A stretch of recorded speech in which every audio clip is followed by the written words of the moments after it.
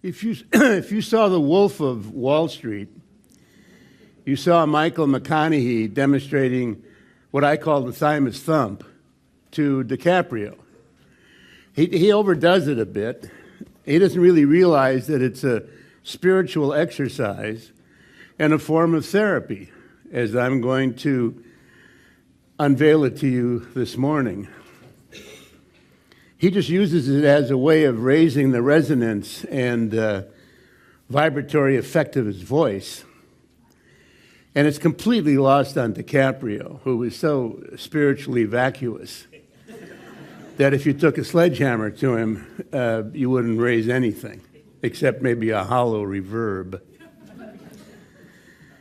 There's a wonderful opera called Mahogany, The Rise and Fall of the City Mahogany, by Brecht and Weil, the same guys that did Threepenny Opera.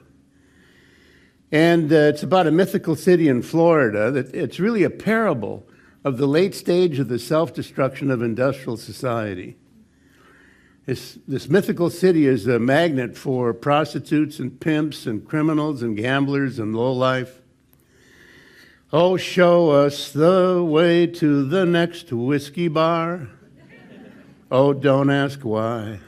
I tell you we must die. And in the middle of the opera, one of the characters, out of the blue, gives voice to this existential lament. Aber etwas fehlt. But something is missing. And what's missing is what's missing with DiCaprio and The Wolf of Wall Street. It's the soul. It's this center realm, this middle realm between reason and desire. My teacher, Tillich, characterized our historical period as suffering from the anxiety of meaninglessness and emptiness. And there are so many people that suffer a sense of emptiness, of loss, in this region of their body and of their consciousness. The Greeks had a word for it, thymos, Thymos with an accent over the O. It means courage, vitality, and spirit in the sense of spirited with a bodily basis. You know, we'd say somebody is very spirited, they have high spirits. We often use it with reference to horses, very spirited horse. And it means soul. It's really basically soul. And it came into expression in Western culture with Socrates. He's credited with discovering the human soul. And it's usually thought of as rational self-consciousness, but it's based on the soul, which is here rather than here. And Plato makes it the middle realm of consciousness, reason, thymos, and desire. My teacher, Tillich, wrote a book about it called The Courage to Be. It was his translation of the Greek word thymos, a brilliant translation. And he traces the history of the courage to be through Western philosophy. Vital self-affirmation. It's a corollary of the courage to be. The confidence, the vital confidence to meet any obstacle. There are two cognates from thymos. The thymus gland and thymus vulgaris, the herb thyme, going through the Latin.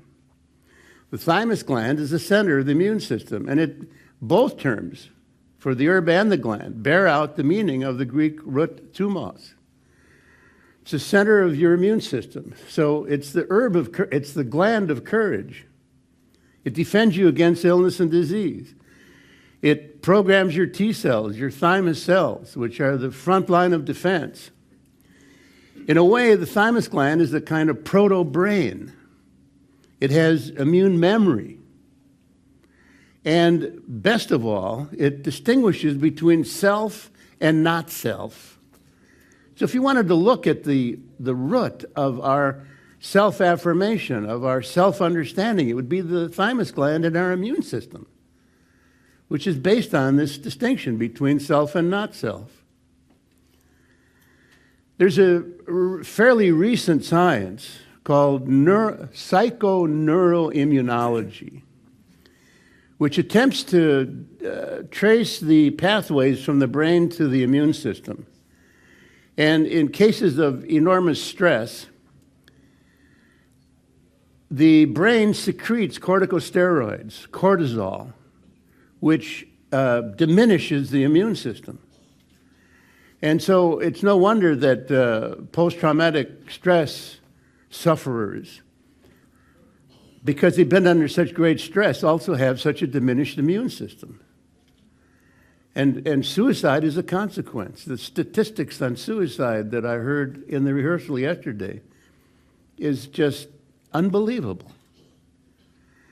So what has happened is that they've suffered, in a sense, a destruction, an undermining of their soul, which is this middle realm, which we're so unmindful of. We've relegated soul to soul food and soul music. That's okay, but we need to recapture it. And we need to see that soul and spirit are embodied and have a bodily basis. That's what's forgotten. We think of soul and spirit as something evanescent or almost like a vapor that vanishes off. No, they're an expression of our vitality.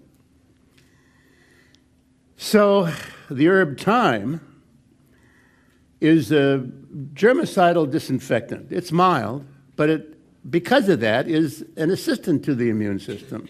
It kills germs. It's a major herb of French cuisine.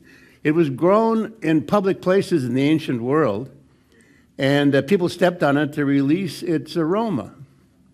They burned it on altars, and they had a chorus that danced around the altar to inhale its fumes. Medieval maidens sewed it into the garments of knights because it represented courage. I'm going to make an ointment for the purpose of rubbing on your thymus gland. I'm going to call it a thyme balm. So I left the best definition of thymos for the last. Courage to be, vital self-affirmation, the bridge between reason and desire are okay. The unreflective striving toward what is noble. Now, that's quintessentially Greek. Thymos is wedded to eros, in what the Greeks depicted as a chariot ride of the soul to the true, the good, and the beautiful. What they called in the Middle Ages the transcendentalia. What a word. Think of your soul and your spirit walking hand in hand in your thymic field as part of your expression of thymic therapy and a spiritual exercise. They're walking hand in hand in your thymic field, and they break into a dance because they've seen the wild thyme bloom. So everybody all together, the Thymus Thump. All right. The Greeks had a word for it, thymos.